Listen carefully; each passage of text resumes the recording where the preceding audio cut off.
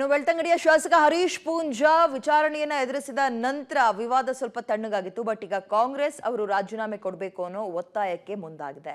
ಇದಕ್ಕೆ ಸಂಬಂಧಪಟ್ಟಂತೆ ಬೆಳವಣಿಗೆ ಏನಾಗಿದೆ ನೋಡ್ತಾ ಹೋಗೋಣ. ಶಾಸಕ ಹರೀಶ್ ಪೂಂಜಾ ಪ್ರಕರಣದಲ್ಲಿ ನಿಲ್ಲದ ಆಕ್ರೋಶ, ಪೊಲೀಸರೊಂದಿಗಿನ ನಡವಳಿಕೆಗೆ ಭಾರೀ ವಿರೋಧ, ಶಾಸಕ ಸ್ಥಾನಕ್ಕೆ ರಾಜೀನಾಮೆ ನೀಡಲಿಕ್ಕೆ ಕಾಂಗ್ರೆಸ್ ಆಗ್ರಹ.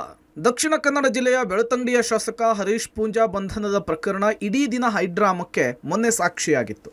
ಇಡೀ ದಿನ ಪೂಂಜಾ ಮನೆಯಲ್ಲಿ ಪ್ರಕರಣಕ್ಕೆ ಸಂಬಂಧಪಟ್ಟಂತೆ ಬೇರೆ ಬೇರೆ ಬೆಳವಣಿಗೆಗಳು ನಡೆದವು. ರಾತ್ರಿ ಬೆಳ್ತಂಗಡಿ ಪೊಲೀಸ್ ಠಾಣೆಗೆ ಭೇಟಿ ಕೊಟ್ಟ ಹರೀಶ್ ಪೂಂಜಾ ವಿಚಾರಣೆಯನ್ನ ಎದುರಿಸಿದ್ರು. ಈ ಮೂಲಕ ವಿವಾದ ಸದ್ಯಕ್ಕೆ ತಣ್ಣಗಾಗಿತ್ತು.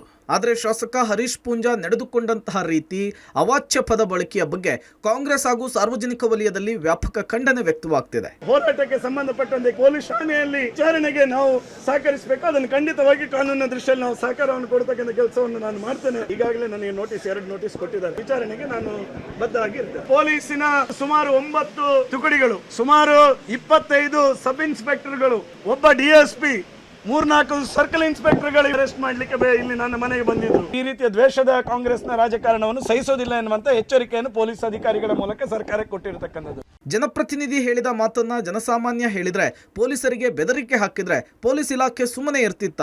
ಜನಪ್ರತಿನಿಧಿಗೆ ಒಂದು ನ್ಯಾಯ, ಜನಸಾಮಾನ್ಯರಿಗೊಂದು ನ್ಯಾಯನ ಅಂತ ಸಾಕಷ್ಟು ಕಡೆಗಳಲ್ಲಿ ಆಕ್ರೋಶ ವ್ಯಕ್ತವಾಗ್ತಿದೆ. ಪ್ರಜ್ಞಾವಂತ ನಾಗರಿಕರಿಗೆ ಹಾಗೂ ದಕ್ಷಿಣ ಕನ್ನಡ ಜಿಲ್ಲೆಗೆ ಶಾಸಕ ಪೂಂಜಾ ಅಪಮಾನ ಮಾಡಿದ್ದಾರೆ. ರೌಡಿ ಶೀಟರ್ ವ್ಯಕ್ತಿಯನ್ನು ರಕ್ಷಿಸಲು ಹೋಗಿದ್ದಾರೆ ಅಂತೇಳಿ ಕಾಂಗ್ರೆಸ್ ಗುಡುಗಿದೆ.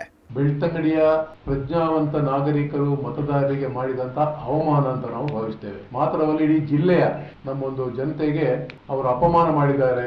ಜನರ ಮತವನ್ನು ಪಡೆದು ಜನವಿರೋಧಿ ಕಾರ್ಯಕ್ರಮದಲ್ಲಿ ಪಾಲ್ಗೊಂಡು ಈ ಒಂದು ಶಾಸಕನಾಗಿ ತಾನು ಏನು ಪ್ರತಿಜ್ಞಾವಿಧಿ ಸ್ವೀಕರಿಸಿದ್ದಾರೆ ಅಥವಾ ಶಾಸಕರಿಗೆ ಇರುವಂತಹ ಕೆಲವು ನೀತಿ ನಿಯಮಗಳನ್ನು ಉಲ್ಲಂಘಿಸಿ ಒಬ್ಬ ರೌಡಿ ತರ ವರ್ತಿಸುವಂತಹ ಕೆಲಸವನ್ನ ಸನ್ಮಾನ್ಯ ಶಾಸಕ ಪೂಂಜಾರ್ ಅವರು ಮಾಡಿ ತಾಲೂಕಿಗೆ ಒಂದು ಕಳಂಕವನ್ನ ತಂದಿದ್ದಾರೆ.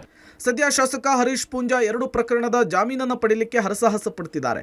ಭಾರೀ ಸಂಚಲನಕ್ಕೆ ಕಾರಣವಾಗಿದ್ದ ಹರೀಶ್ ಪೂಂಜಾ ಪ್ರಕರಣಕ್ಕೆ ಸಂಬಂಧಿಸಿದ ವಿವಾದ ಸದ್ಯ ತಣ್ಣಗಾಗಿದೆ.